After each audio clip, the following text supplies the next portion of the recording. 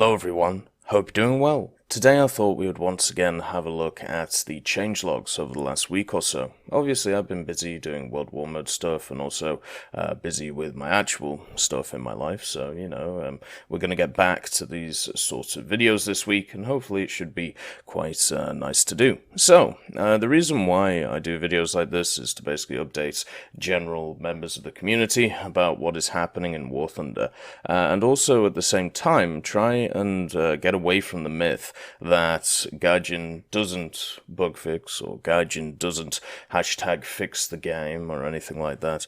Instead, what they do all the time is fix the game and, do bug fixes. So, yeah, it's just trying to smash a very silly narrative that I see a lot of the time.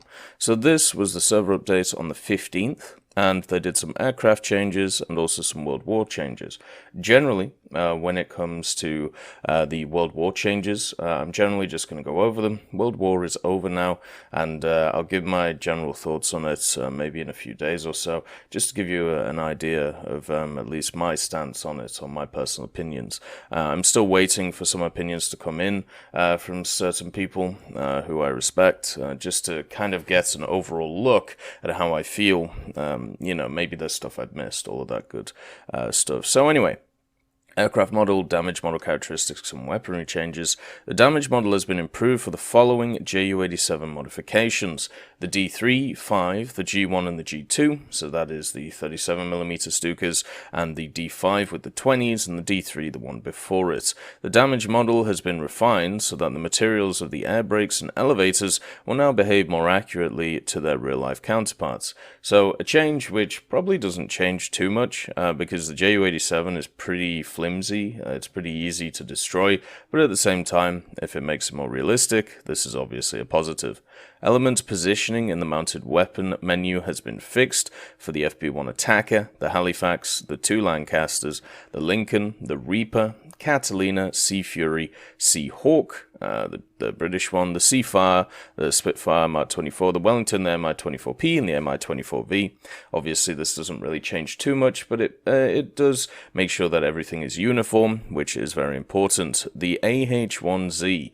So the AH-1Z has actually lost its tow missiles. They've been removed from the available weapon loadouts, and Golden Eagle spent on the tow modifications will be refunded. So, as you can see, this is a case where if you have decided to use GE to buy these modifications, which I'm sure a lot of people did when it came to these helicopters, because let's just say the grind is rough, and especially for a top-tier helicopter, which the H-1Z is, the time when it was, available as the premium, vehicle at the top of the tree, obviously the standard tech tree, I'm sure a lot of people GE'd out those missiles. So it's nice to see that, it's been refunded, and also hopefully it will show a pattern to the future if other things are changed similarly. So it still has missiles, it still has obviously the other types of missiles. I believe it carries the Hellfires, so therefore, it'll still be completely fine in that missile requirement. There was also an update on the 16th, this was for 1.99.1.39, and there was a few stuff which was fixed in the form of sound. So the Fmod Studio version has been updated. Fmod is obviously the I suppose you call it the sound software or the sound engine kind of stuff that they use. I don't know too much about it. I'm sure there are many people who can give you more information on it in the community. New sounds for falling empty round casings on all calibers. If you want to test this, I would say go play something like the Tunguska, or, something similar to that, where you can see the shell casings come out of the side of the Tunguska, and it makes this wonderful, sound, and it's really, really lovely. Sound events have been reworked for the following autocannons: the TNSH, the 2A7, 2A42, 2A72, and the Hispano Susa. So that's awesome as well. Therefore, we have some more sounds, which have been improved. The KPVT machine gun sounds have been reworked. Once again, sounds really nice. And sound events for reloading guns and ground vehicles have now have loudness depending on camera position, inside or outside of the vehicle. So if you're in gunner sight, it obviously sounds different to outside. I thought it did anyway. I'm not sure. I'm not not sure what they've done to it, but to me it seemed that way anyway. One thing I do want to mention, what happened with the sound update, and this was kind of massively increased by World War Mode. Whereas in World War Mode, you can get a lot of games where a lot of people spawn in SPAA, especially in these operations. What you got was a situation where you just started hearing like pop, pop, pop, pop, pop, pop, bang, bang, bang, bang, like every second across the battlefield. And it was caused by this update, and it is an AA sound. I thought first it was an artillery sound, and it was you just hearing artillery across the map. But what it actually was is it seems to be something to do with either the AA firing or the AA stopping firing, and it leaves this weird echo pop sound, and it's really obvious when there's 1, 2, maybe even 5 AA, but when there's 10 of them, it actually gives you headaches. It really, really is not good, and it's very noticeable in the game right now, and I hope they change it. I really do, because it's, if I'm honest with you, it hurts my ears to listen to, and I never want a gameplay experience to, well, hurt in any way. I'm not, in fact, a masochist. The next one was a server update on the 16th, and this was a few more bug fixes. So a bug has been fixed with the pop-up hints on some modifications on naval vessels showing no active bonuses or 0 bonuses, and then a bug has also been fixed with an inactive LMB on the tactical map on ground battles when the map scale is set to 133%. So once again, 2 pretty simple bug fixes, or I should say small bug fixes, but have a positive effect on the game. The last one is on the 17th, the server update.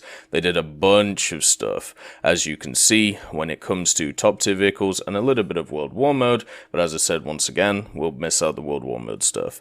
So the corrections to the designations, so the British tanks at rank 1 and 2, so they gave them their technical proper names. The British naming system is definitely a little bit all over the place, depending on which one you want to go through. A lot of vehicles can technically have 3 separate names, but most people know them by their, their kind of official designation, which is the infantry support tank or the cruiser tank, stuff like that. And then others know them by the nicknames, such as like the Cromwell, the Crusader, the Matilda.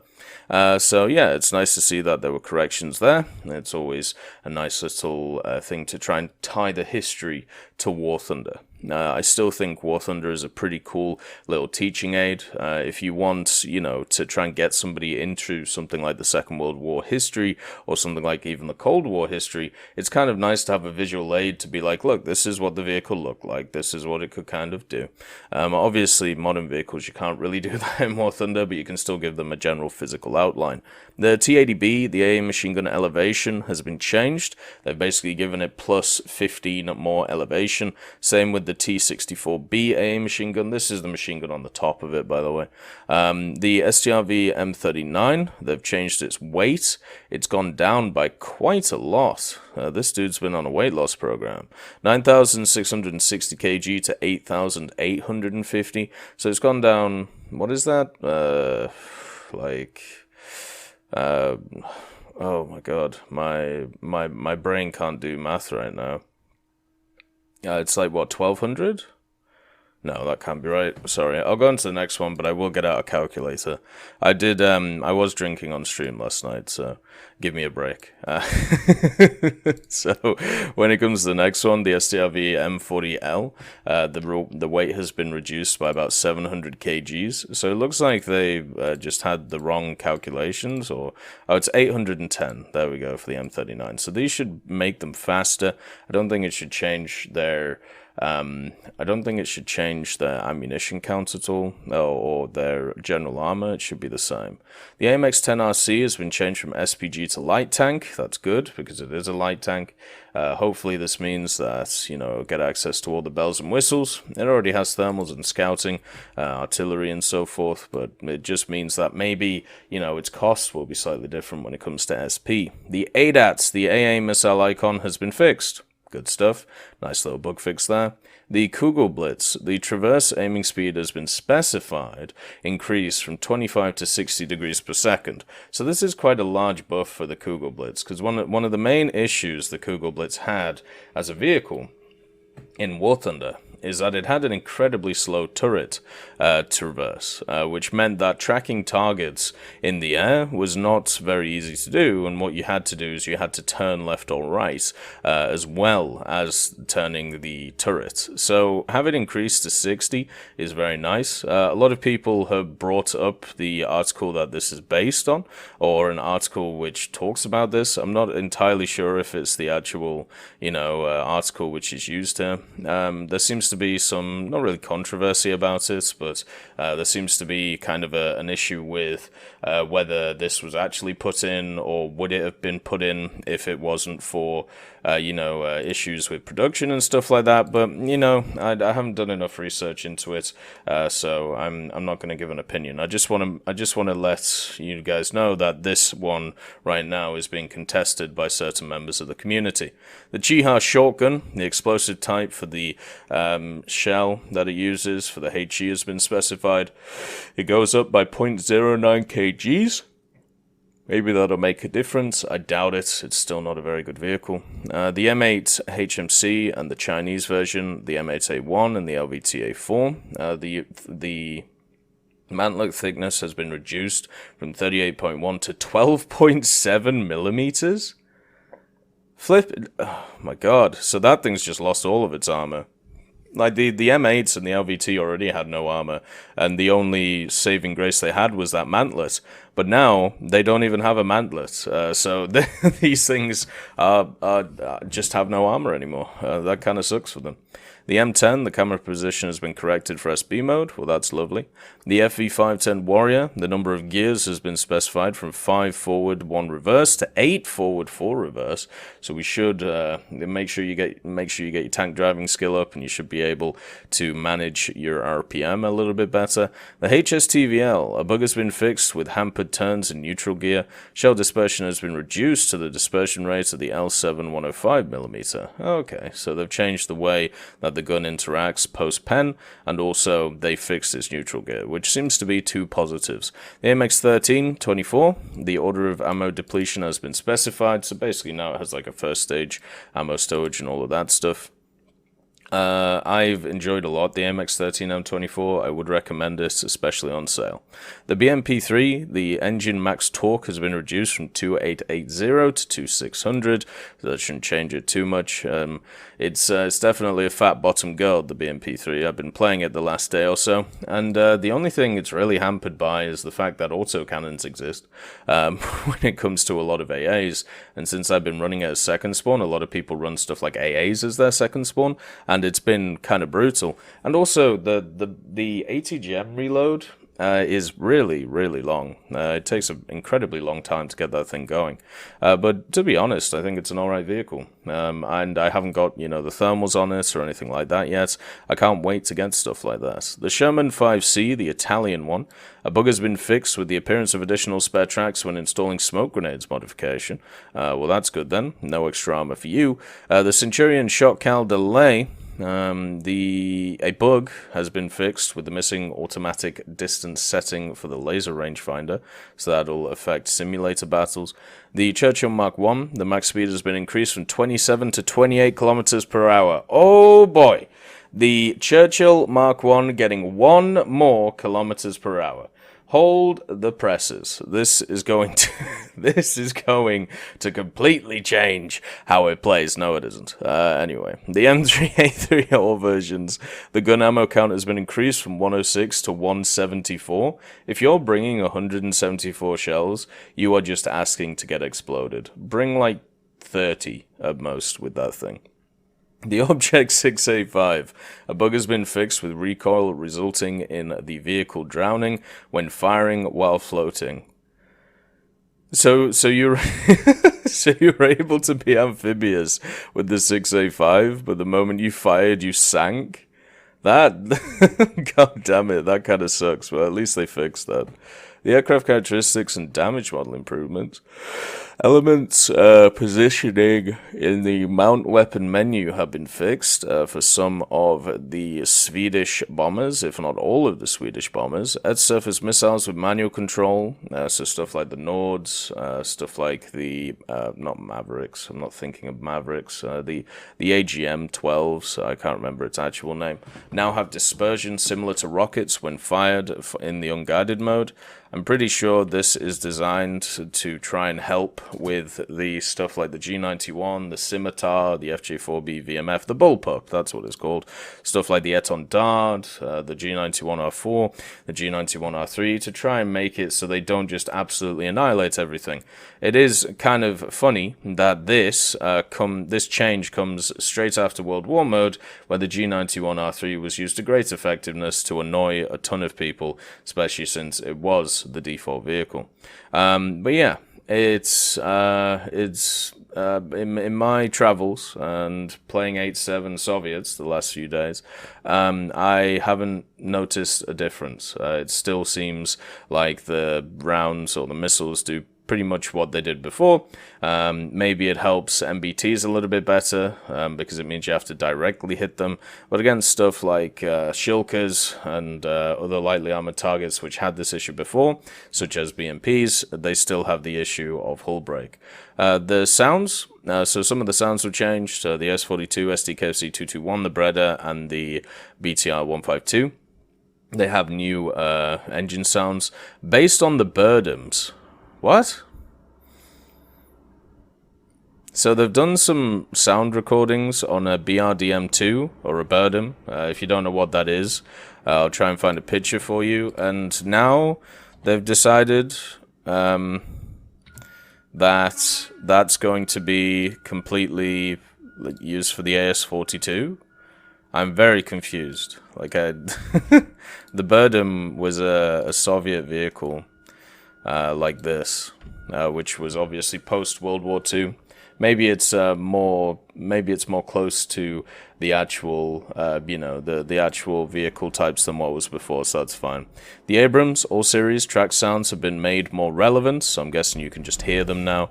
The M60 AMBT, XM1GM, Makava Mark IIB, Makava Mark I, Magak, M103, M60, M48A1, and M47, they've also got some new engine sounds, and they do actually sound really nice. I can't lie. I think the engine sounds in general of the M60s, now that they've added the AMBT, sound lovely.